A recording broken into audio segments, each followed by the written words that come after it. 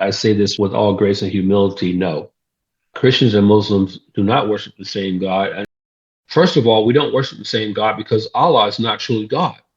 Allah is merely an idol of man's imagination, one man's imagination in this case, that is Muhammad.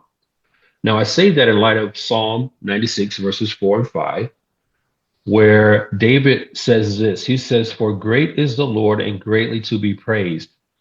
He, the Lord, is to be feared above all gods. For all the gods of the peoples," and Allah is a God of the peoples, it is an invented deity. "For all the gods of the peoples are idols, but the Lord made the heavens." Again, that's not Psalm 96, verses 4 and 5.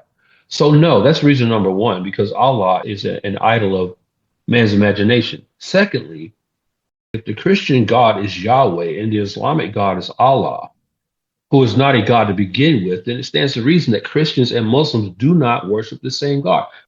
So just on logic alone, you have to eliminate Allah.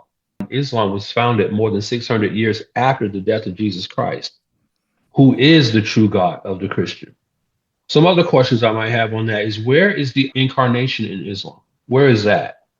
Where is the doctrine of substitutionary atonement in Islam? Where is the righteous life of Muhammad, wherein he fulfilled all the law perfectly and without sin? Where is that?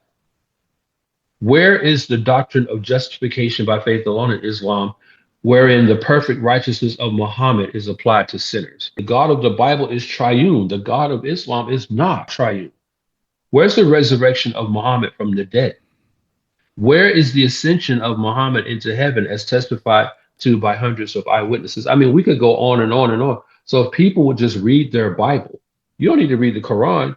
You can offer an apologetic against the idea that Christians and Muslims worship the same God simply by reading your Bible. You don't need the Quran. God promised to Abraham that the promise will be carried through his son Isaac, not Ishmael. So that should end the discussion right there. To hear the full program and connect with this nonprofit radio ministry, go to thechristianworldview.org. I'm David Wheaton.